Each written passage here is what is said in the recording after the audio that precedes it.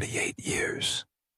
They had built a life together, raised 2 children, worked hard in their respective careers, and had always been each other's best friend.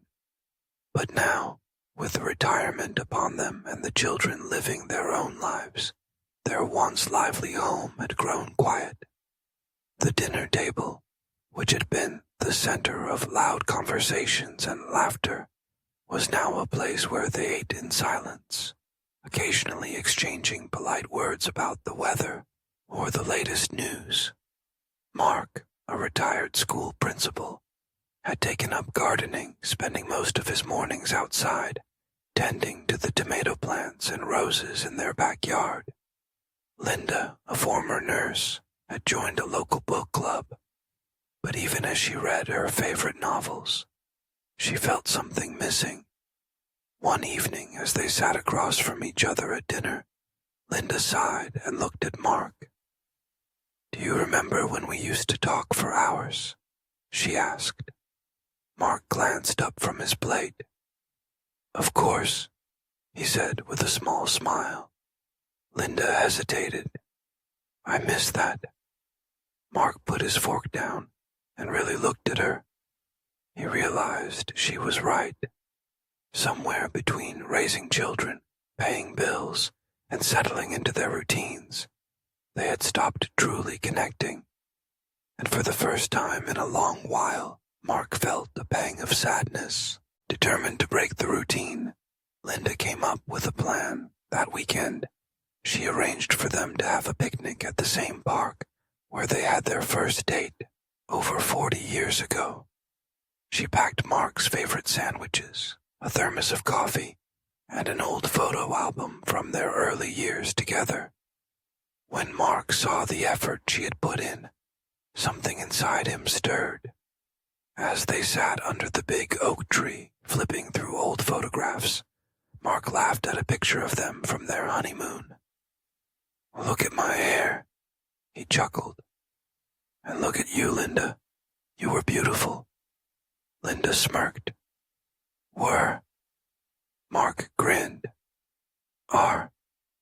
They spent hours talking, not about the bills, not about the house, but about memories, dreams, and the little moments that had shaped their love story. As the sun began to set, Mark reached for Linda's hand and held it tightly. "I've missed this," he admitted. Linda nodded. "Me too." That night, as they lay in bed, Mark turned to her. "Let's make a promise," he said. "Let's not let our love fade into routine." And so they decided to actively work on rekindling the romance. Inspired by their renewed connection, Linda signed them up for a ballroom dance class at the local community center. At first, Mark protested. "Linda, I have 2 left feet." "Good," she teased. "That means I get to lead." Their first lesson was a complete disaster. Mark stepped on Linda's toes at least 5 times, and they kept losing balance. But instead of getting frustrated, they laughed. With each lesson, they improved, not just in dancing, but in working together again. One night, after class, Mark twirled Linda around their living room, the music playing softly in the background. And for the first time in years, they felt like newlyweds again.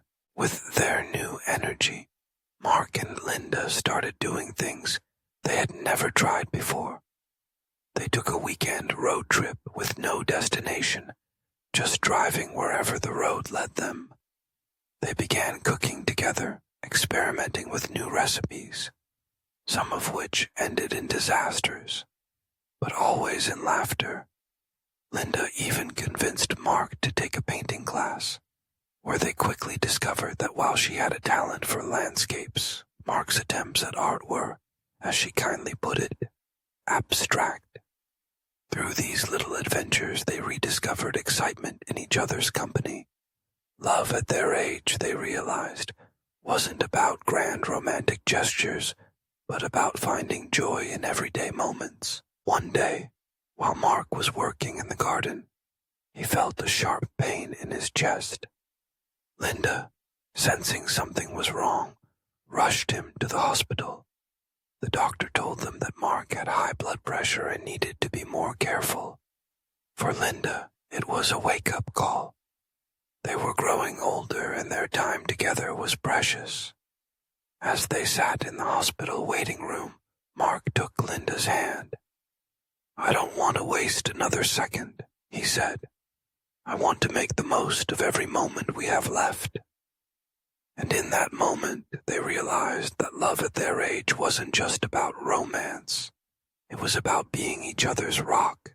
Months later, on their 39th wedding anniversary, Mark surprised Linda. He had booked a small cottage by the lake, just like the one they had visited during their honeymoon. As they sat by the water, watching the sunset, Mark turned to Linda and smiled. "You know," he said, "I used to think love was about passion and excitement, but I've come to realize that real love is this. It's being with someone who knows all your quirks, all your faults, and still chooses you every single day." Linda rested her head on his shoulder. "Love changes, Mark. It grows. And if we're lucky, we get to grow with it."